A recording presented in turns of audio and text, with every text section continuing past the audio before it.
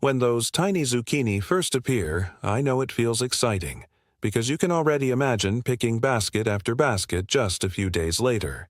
Then, one morning, you walk out to the garden, and instead of growing bigger, those little fruits have turned yellow at the tip. They feel soft, they begin to rot, and before you know it, they simply fall off the plant. Most people look at the healthy green leaves and think the plant must have caught some strange disease, or that it suddenly needs expensive fertilizer. I used to believe exactly the same thing, and every July I watched dozens of perfectly good zucchini disappear before they ever reached my kitchen. The hardest part is that the bush often looks strong, full of leaves and covered with flowers, so it feels like everything should be working. That is why so many gardeners waste money on products that never solve the real problem. They feed the plant again and again, they spray different mixtures, and they keep watering more because they think something is starving or drying out. Meanwhile, the real reason those young zucchini keep dying is still there, and almost nobody notices it until another week of harvest is gone. I learned this lesson many years ago from an older gardener who quietly watched me complain about my plants. He smiled and said, "Your zucchini is trying to tell you something, but you are only looking at the leaves." That simple sentence stayed with me because it changed the way I looked at every vegetable in my garden. Since then, every July I check one small detail before I even think about adding fertilizer or changing my watering routine. It takes only a minute, and it has saved more zucchini than any bottle I have ever bought. Today, I want to show you exactly what I look for and why this problem happens even in gardens that seem perfectly healthy. You do not need special tools, you do not need expensive products, and you certainly do not need to pull out a healthy plant that still has plenty of life left in it. Once you understand what is really happening inside those yellow little fruits, you will see your garden very differently. And before we get to the simple fix, there is one mistake that almost everyone makes without even realizing it, and that mistake is where this whole story really begins. For a long time, I thought watering was the answer, because whenever I saw those tiny zucchini turning yellow, I reached for the hose almost without thinking. Then I met people who did exactly the opposite and barely watered at all because they believed too much water was causing the fruit to rot. The surprising thing was that both groups often ended up with the same disappointing result. That is when I realized the problem was not simply about giving more or less water. It was about understanding what the plant was actually trying to do. Every healthy zucchini plant produces many flowers, but not every flower is able to become a full fruit. When I first learned this, I started paying much closer attention every morning, instead of looking only at the leaves. I noticed beautiful yellow flowers opening wide and attracting bees for only a short time before closing again. On warm, sunny mornings, everything looked perfect, but after rainy weather or very hot afternoons, I saw something completely different. The tiny zucchini behind some flowers stopped growing almost immediately. A day or two later it became yellow, then soft, and finally dropped from the plant. Most gardeners blame fertilizer at this stage because it feels like the easiest explanation. I did exactly the same and spent money on products that changed absolutely nothing. An older gardener finally asked me one simple question. "Did you look inside the flower before you looked at the fruit?" I'd never even thought about doing that. He showed me that many of those tiny zucchini had never been properly pollinated in the first place. The plant stayed healthy because nothing was wrong with its roots or leaves, but the young fruit had no reason to keep growing. Instead of wasting energy, the plant quietly let it go and focused on producing new flowers. Once I understood that simple idea, everything started making much more sense. I also discovered that many people accidentally make this problem worse without realizing it. They water the flowers during the busiest time for bees, or they leave the garden untouched during several rainy mornings when almost no insects are flying. The plant is ready, the flowers are open, and everything depends on a short moment that most people never even notice. That small moment decides whether you harvest a beautiful zucchini a few days later or watch another tiny fruit slowly turn yellow and fall away. In the next part, I will show you the first simple habit that changed my harvest without costing me a single dollar, and it is something very few gardeners still take the time to do. The first habit I changed was so simple that I almost laughed at myself for ignoring it all those years. Instead of rushing through the garden with a watering can, I began walking slowly among my zucchini early in the morning when the flowers were fully open. I would gently look inside each flower, and within a few days I started seeing the difference with my own eyes. Some flowers were already buzzing with bees, while others remained untouched until they closed. On cool, rainy mornings there were hardly any insects at all, and those were usually the days when more tiny zucchini ended up yellow a few days later. That was when I remembered something an old neighbor told me many years ago. He said that gardeners often think they grow vegetables alone, but the truth is that every good harvest depends on helpers we never notice. He never used expensive pollination products or complicated techniques. Instead, he planted simple flowers close to his vegetables and avoided disturbing the garden during the busiest hours for bees. At the time, I thought it sounded old-fashioned, but after watching my own plants, I finally understood what he meant. When bees visited the flowers early, the little zucchini behind them almost always stayed firm and green. When they did not, the fruit usually stopped growing before it was even the size of my finger. Of course, nature is never perfect, and sometimes bad weather keeps insects away for several days. That is why I also learned another forgotten method that many older gardeners quietly used before people relied on every modern product they could buy. If I noticed several female flowers opening while there were almost no bees around, I simply helped the plant myself. It took less than a minute. I picked a fresh male flower, removed its petals, and gently touched the center of the female flower with it. There was nothing complicated about it, and after doing this just a few times, I became completely comfortable with the process. The next week, the difference was impossible to miss because many of those tiny fruits continued growing instead of turning yellow. Most people never even think about helping with pollination because they assume nature will always handle everything on its own. Usually, it does, but July weather is not always predictable, and sometimes a small helping hand is enough to save a large part of the harvest. There is another mistake, though, that can ruin those healthy young zucchini even after perfect pollination, and this one happens right down at the roots where very few gardeners ever think to look. After I solved the pollination problem, I honestly believed my zucchini troubles were over, but a week later, I still found a few small fruits turning yellow and dropping from the plant. That confused me because I knew the flowers had been pollinated properly. Then I started paying attention to something I had ignored for years. I stopped looking above the ground and began watching the soil itself. It was surprising how often the surface looked dry while just a few inches below it was soaking wet from repeated watering. Other times the top looked moist after a light rain, but the deeper soil where most of the roots were growing had already become dry and hard. Zucchini plants grow fast and they use a lot of water, but they also need air around their roots. When the soil stays wet for too long, the roots become stressed even if the leaves still look green for a while.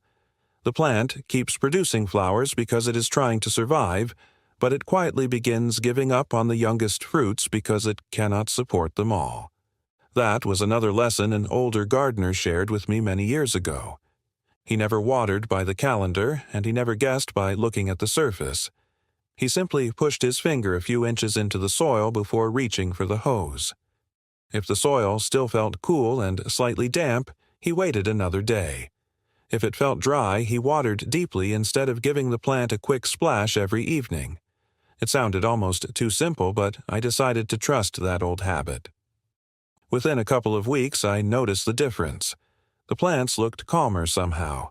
The leaves stayed firm through the hottest afternoons, and the tiny zucchini kept growing instead of shrinking and turning yellow. Another forgotten trick he showed me was covering the soil with a layer of straw-dried grass or shredded leaves. Most people think mulch is only for keeping weeds away, but it does much more than that. It helps the soil stay evenly moist instead of swinging between soaking wet and bone dry.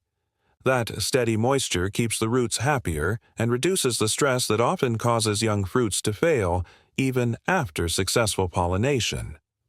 Very few gardeners still take the time to mulch properly because it seems too ordinary to matter, but I have seen this simple step protect zucchini during hot July weather better than many expensive products. Even after fixing watering and protecting the roots, there is still one hidden mistake that can quietly steal your harvest, and it often begins with the best intentions of gardeners who believe they are helping their plants grow faster. One mistake I see almost every July comes from people who care deeply about their gardens. They notice the plant growing quickly and they decide to help it even more. They add extra fertilizer every few days, hoping for larger zucchini and a longer harvest. I used to do exactly the same because I thought a fast-growing plant must always need more food. At first, everything looked wonderful. The leaves became huge and dark green, and the bush seemed stronger than ever. Then I noticed something strange. The plant was producing plenty of flowers, but many of the tiny zucchini still failed to develop. The leaves looked healthy enough to impress anyone walking through the garden, but the harvest told a completely different story.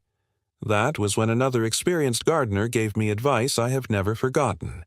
He said, "Do not feed the leaves when you want to feed the fruit." At first I did not understand what he meant, but after watching my plants for several seasons, it became very clear. Too much nitrogen encourages the plant to keep making more and more leaves, while the young fruits receive less of the energy they need to grow properly. A large green plant is beautiful, but it does not always mean a productive one. From that year on, I stopped trying to improve the plant every week. Instead, I fed it lightly and only when it actually needed support. I also started removing old damaged leaves that were lying on the ground or blocking the center of the bush. Many people are afraid to cut any leaves because they think every leaf is helping the plant. In reality, a few old leaves can trap moisture, reduce air movement, and create the perfect place for problems to begin. I never remove too many at once because the plant still needs plenty of healthy leaves to make energy. I simply clear away the oldest ones little by little. The center of the plant becomes brighter. The air moves more freely and bees can reach the flowers much more easily. It is a small change, but it often makes a surprising difference during the hottest part of summer. Another habit I developed was harvesting zucchini while they were still young instead of waiting for every fruit to become very large.